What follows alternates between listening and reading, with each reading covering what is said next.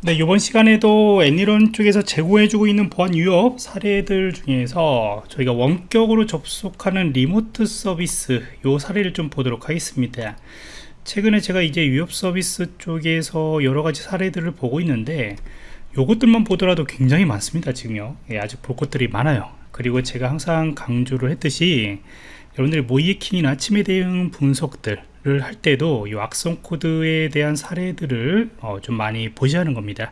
왜냐하면 악성 코드라고 하는 것들은 여러분들의 정보들을 이제 가져간다거나 아니면 뭐 랜섬웨어들을 감염시킨다거나 뭔가 목적이 있을 거란 말이죠. 근데 그 목적을 달성하기 위해서 저희가 자동으로 이 프로그램들을 만드는 거거든요. 그러니까 이 자동이라고 하는 요것을 저희가 하나씩 수동으로 진단을 해서 시스템 침투까지 가는 것들을 저희는 이제 모이에킹이라고 얘기를 하게 되는 거죠. 그러니까 어떻게 보면 이제 모이에킹이라고 하는 이 목표까지 어떤 달성을 하기 위한 목적으로 자동으로 하는 것들은 악성 코드라고 또 정의를 하기 때문에 물론 이제 거기에 대한 뭐 악의적인 목적들이 당연히 들어가 있겠죠. 그래서 이런 것들에 대한 그 악성 코드 사례들을 좀 많이 보셔야만이 여러분들이 나중에 또 모이에킹 할 때도 도움이 된다. 이게 제가 항상 이야기하고 싶은 거고요. 그러면 이제 리모트 서비스라고 하는 것들은 이제 보통 이제 RAT 우리가 리모트로 SS할 수 있는 그런 툴킷 같은 경우나 아니면은 이제 뭐 RDP 같은 경우나 아니면은 웹 서비스의 그러한 요즘은 이제 저희가 스틸러라고 좀 이야기를 하죠. 그래서 CNC 쪽하고 접속을 해서 어떤 정보들을 탈취하는 이런 사례들이 요 안에 이제 들어가 있습니다. 자, 그래서 이거를 이제 클릭을 하시면은 이런 페이지를 볼 수가 있는데 금방 이야기했듯이 어떤 SSH로 접속하는 사례 같은 거나 웹데브 프로토콜을 이용해서 뭔가 파일들을 가져온다거나 아니면 실행하는 그런 사례들 들어가 있고, 그 다음에 SMB 관련된 부분들 이런 것들이 요 안에 이제 들어가 있어요. 그런데 제가 볼 사례 같은 경우에는 요 부분들이 좀 들어가 있거든요. 요 부분이 들어가 있고, 그 다음에 어떤 식으로 파일들을 배포를 하고 있는가 굉장히 좀 복잡해요. 굉장히 복잡하고 바로 얘거든요. 요거인데 지금 현재 태그들이 굉장히 많습니다. 파이썬이라고 하는 것도 있고, 스틸러, 그 다음에 뭐 리모트 RAT, 그 다음에 이제 뭐 넷리터, 넷리터, 그래가지고 여러 가지들이 있고, 또 파워쉘도 이 안에 좀 들어가 있습니다. 그리고 그 과정에서 저희가 이제 난독화된 사례들도 좀 보도록 할 거예요. 그래서 요거를 이제 클릭하게 되면 이렇게 되어 있는데, 이 프로세스들이 동작하는 거하고 파일들이 이제 위협 정도, 그 다음에 파일들 변경 정보들이 굉장히 많아요. 뭐 다 볼 수는 없고 일부 중요한 것들만 좀 보도록 하겠습니다. 여기 화면들을 보시면은 이제 얘 같은 경우에는 이제 워 파일, 이게 올린 사람이 이제 zip 파일 형태로 이렇게 파일들을 이제 올렸어요. 근데 그 안에 보면은 이제 PDF 파일이라고 하는 형태들도 있는데, 실질적으로 PDF 파일보다는 이제 바로하기 형태들로 되어 있고, 확장자가 뒤에 이제 우리가 감춰지는 형태이다 보니까 뭐 이런 식으로 원래는 이제 표현이 되는 것들이죠. 그래서 이렇게 이제 배포되는 사례라고 보시면 됩니다. 자, 그래서 위에 뒤쪽에 이제 자세하게 프로세스 정보들을 보시면은 이렇게 제가 금방 이야기했듯이 동작을 해서 run dll 32dl run dll 32.exe 파일, 요 같은 경우에는 우리가 이제 DLL 파일들을 동작을 하는 것들을 담당하는 윈도우즈 명령어들입니다. 그래서 보통 악성 코드들 같은 경우에는 뭐 EX 파일들을 실행을 하면서 여러 가지 DLL 파일들을 이제 가져와서 실행을 하게 되죠. 그러다 보니까 이런 것들이 실행이 같이 되고요. 뭔가 프로그램들이 이제 실행이 되는 거예요. 뭐 EX 파일이든 뭐든 악성 코드들이 이제 실행이 되는 것들이고, 그 다음에 이제 더블 스크립트로 바로 이제 넘어가는 것들을 볼 수가 있습니다.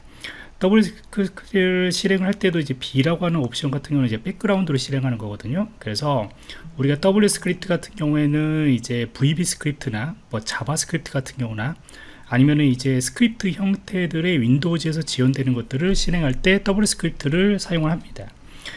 그 다음에 이제 뒤쪽으로 가시면 더블 스크립트가 실행되고, 보통 이제 파워쉘이나 이런 것들이 좀 실행되는 것을 볼 수가 있는데, 이따 또 자세히 보게 될 거예요.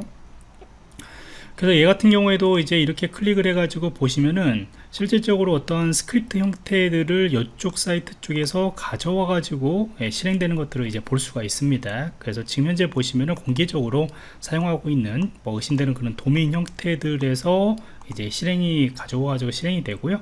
그 뒤에 이제 배치 파일들이 이제 실행이 되는 것을 볼 수가 있습니다. 요 배치 파일들이 이제 여러 가지 이제 기능들을 하겠죠. 그래서 요 안에는 이제 여러 가지 뭐 파일들을 정보들을 가져온다거나 EX 파일들이나 악성 코드 다른 곳에서 이제 가져오는 형태들로 아마 실행이 되거나 뭐 이렇게 가져올 겁니다.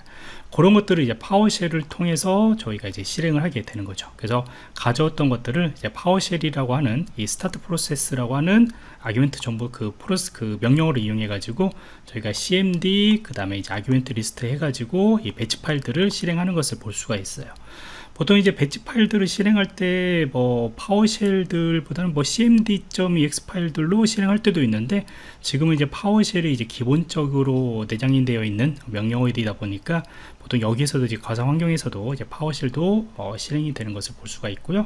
바로 이 부분이 이제 뭔가 정보들을 이제 가져오는 것을 볼 수가 있겠죠. 또 여기 아래쪽에 보시면 이제 파워쉘을 통해 가지고 뭔 파일들을 이렇게 가져옵니다. 여기 보시면은 이제 파일들을 가져올 때 베이스64 형식으로 난독화가 되어 있죠. 그래서 우리가 이거는 이제 파워쉘에서 사용하는 베이스64 형태예요. 그래서 요것들이 이제 파워쉘 쪽에서 다른 URL 주소나 아니면 파일들을 가져와서 이제 가져오는 거죠. 그래서 그런 것들을 이제 요걸로 이제 저장을 하게 되는 거죠. 이런 형태들로 저장을 해서 지금 이제 어드민이라고 하는 폴더에 비디오라고 하는 폴더, 요거는 이제 기본적으로 비디오나 이제 뭐 다운로드 같은 거나 픽처스나 이런 것들의 폴더들을 활용을 해 가지고 zip 파일들 형태로 가져오는 것들을 볼 수가 있습니다. 그래서 후에 요것들을 또 이제 압축을 해서 압축을 해제해 가지고 실행되는 것들이 뒤쪽에 아마 나올 것으로 봅니다. 자, 그러면은 이제 거기에서 난독화된 것들 사례들을 좀 볼 건데, 아까 위쪽에서 W 스크립트 실행할 때 요 부분이에요.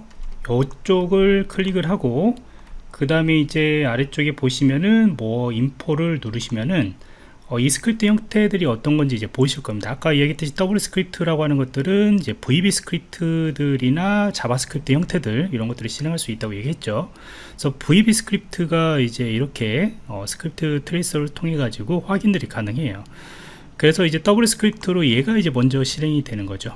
그래서 이렇게 스크립트가 이제 실행이 되는 건데, 아래쪽에 보시면은 실제 스크립트를 실행하는 그 중요한 이 부분이죠. 현재 보시면은 이제 베이스64로 난독화가 되어 있어요. 그리고 텍스트로 확인해 보시면은 요거거든요. 그런데 요것을 이제 여러분들이 베이스64를 디코딩하는 사이트가 있습니다. 그리고 요것을 꼭 여기에서 뭐 디코딩 하게 되면은 저같이 이제 텍스트로 제가 미리 디코딩을 했는데 이렇게 문자열들이 나오는데, 사실 요거 같은 경우에도 뒤에 정보들을 보시면은 이미 애니런 쪽에서는 실행을 하면서 관련된 것들의 여러가지 문자열들, 이 난독화가 이제 풀려 가지고 실행이 되기 때문에 그런 정보들이 좀 나오긴 나와요. 이쪽 보시면은 여기 정보인 것 같아요. 요 아래쪽에 보시면 이렇게 이제 난독화가 풀린 것들이 나오긴 나옵니다. 자, 그런데 이제 여러분들이 베이스64로 디코딩 사이트에서 푸시면은 이렇게 나와요. 자, 그래서 요게 이제 실질적으로 동작하는 그런 스크립트고요. 요게 이제 가져와서 아까 파워쉘이라고 하는 것에서 배치 파일들을 이제 실행을 하게 되는 거예요. 바로 요 문자이죠. 그래서 지금 현재 보이면은 이렇게 우리가 스크립트, VB 스크립트 쪽에서 이 W 스크립트 쉘이나 이런 것들은 CMD라고 생각하시면 돼요. 그러니까 우리가 CMD 어떤 쉘 권한들을 가지고 파일들을 이제 생성하는 그런 과정들이고, 어떤 파일들을 생성을 할 것이냐, 바로 요것들을 저희가 가져와서 요 배치 파일들을 생성을 한다. 그러면 금방 이야기했듯이 이런 것들이 이제 클라우드 플레이어 쪽에서 터널링 서비스로 형태로서 임시적으로 이제 도메인들을 사용을 하고 난 뒤에 악의적인 목적들로 많이 사용하는 케이스라고 보시면 됩니다. 그래서 아래쪽에 보시면은 각각의 템포 파일들, 이제 배치 파일 형태들로 파일들을 이제 변경을 해서 저장을 하게 되는 거죠.